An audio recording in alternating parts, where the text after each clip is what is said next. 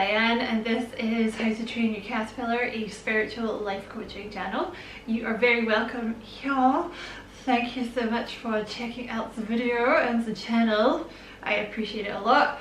This video is going to be about like how you can use chakra healing to help you with any health problems that you have. Okay, because you know, big fan of like taking money away from this the big pharmaceutical companies, big fan of that, taking their money, loving that shit.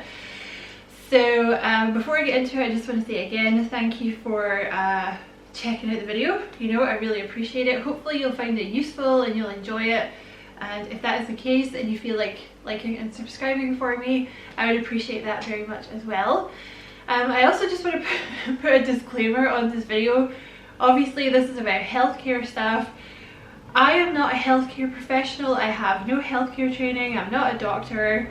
What I'm about to say in this video is like in addition to, you know, any advice that you have, you know, that you've received from your doctor or from any healthcare professional. You know, this advice that what I say here does not supersede anything that you've, any information or help that you're currently receiving from a trained medical professional.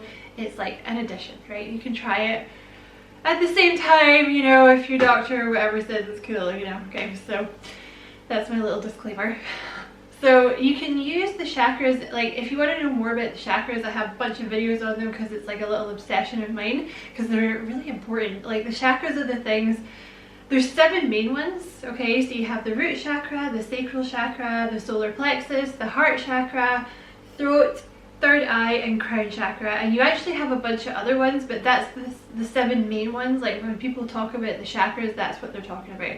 And they're like little swirly vortexes of energy is what I like to call them, and they're actually very important because they kind of tie you into the universe, because everything is like frequency. So without your chakras you would just be like a bunch of energy floating around, right? But the thing is, each chakra corresponds to a different area of the body, right? So like for example, the heart chakra, you know, corresponds to the heart area. You have your lungs here.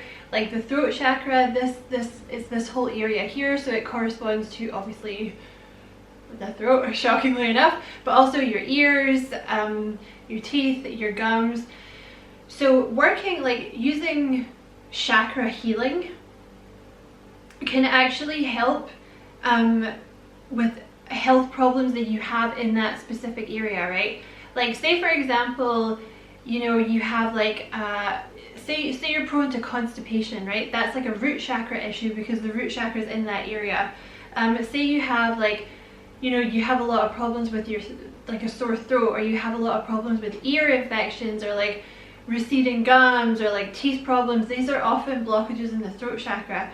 The reason for that being is everything is energy, you know, everything is energy. So your emotions are energy. So when you are not expressing or dealing with emotions, it's just energy that's getting stuck in the body, right? So it has to go somewhere. It doesn't just, you know, unfortunately it doesn't just dissipate outside the body unless you make a conscious effort to do that. So like for example with your throat chakra, this gets blocked by like repressing your needs, by not speaking your mind, this kind of thing. Or you can be someone with an overactive throat chakra, right? In which case you might have problems like listening to people. So this might manifest as like hearing problems, right? Or like constantly getting sore throats, or tonsillitis, or like I said, you know, receding gums, or like teeth problems. It can even be like I'm not sure if the sinuses would be the crown chakra or the throat chakra. I'm not sure, you would have to look that up. But like I said, with this, you know, like with the root chakra, you know, the root chakra is all about feeling safe, right? It corresponds to basic needs like feeling safe, having money, having a roof over your head, having food. So if you're someone who is constantly worried about money, then you may find that you have problems with constipation, right? I don't want to mention anything else down there because it's kind of graphic, but you get the idea, right? The solar plexus, I mean, you can go and look all this stuff up because obviously there's lots of different problems and I can't list them all here because like A, I don't know all of them, but B, it would take forever. But like the solar plexus generally corresponds to the intestines. So if you have a lot of intestinal problems, you know, working on like your solar plexus might help. Like for example, if you're a very nervous person, then you might find you have a lot of problems with like, you know, trapped wind or gas or like diarrhea or something like this. This video is getting kind of graphic, but you understand what I'm saying, right? So, you know, like I said, I'm all for like natural healing, but like I said, you know, putting in the proviso, this is this is to be utilized with your doctor, blah blah blah blah blah, right? But it may be something to try, you know, if you have these long-standing problems like sciatica, for instance. You know, is something associated with, now sciatica, you know, it's going to depend on where you're having the twinge, because it could be a root chakra issue or it could be a sacral chakra issue, because they're both kind of down here, right? So, you know, you might be developing sciatica because you're really tense and worried about money, or you don't feel safe, or like the sacral chakra is associated with like fear and worry and anxiety, so you may find that it's actually a sacral chakra issue for you, right? You're just going to have to sort of research and like decide what works for you. But you know, if you want to know more about how to balance the chakras, like I said, I have a whole bunch of videos on this channel for them, but sound healing is the one that I always go to. I'm going to leave a list underneath this video of like YouTube, it has to be YouTube because they get really grouchy. Like I got a warning on one of my videos the other day because I had linked an outside website. YouTube was like, no. But I can see why, you know, because it might be dodgy or whatever, but these are YouTube links, so I'm allowed to do that.